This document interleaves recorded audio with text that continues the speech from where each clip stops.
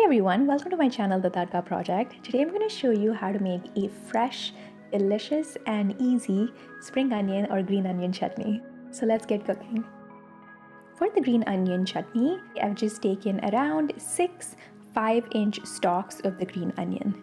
And I've left out the white parts because adding the whites makes the chutney too intense and pungent, whereas just adding the greens gives it a nice and fresh flavor. You can see I've cut them into rough pieces. Now I'm going to add all of the ingredients to blend into my blender jar here.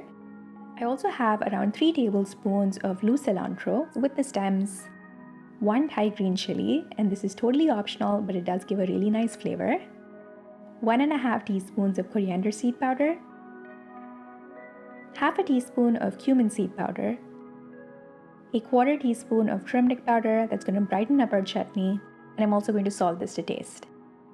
I'm also going to add a splash of water so it all blends easily. We want to make sure not to add too much water because the stalks of the cilantro already have water content in it, so we don't want the mixture to get too runny.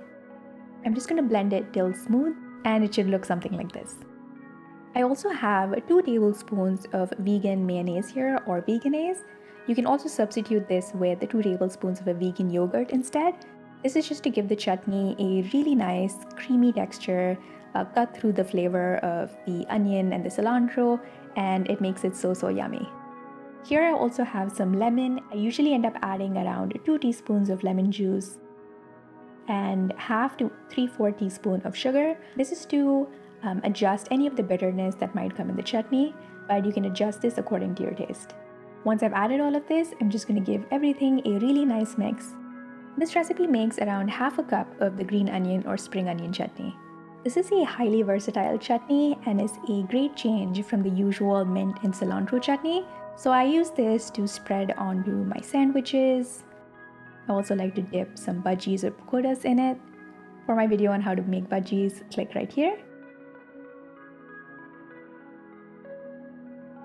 And sometimes I also use it as a salad dressing, and it turns out so delicious and yummy. So let me know if you try out this dish, what you ended up pairing your green onion chutney with, and please like and subscribe because I come out with new videos every Sunday, and I'll see you next time with another recipe. Bye!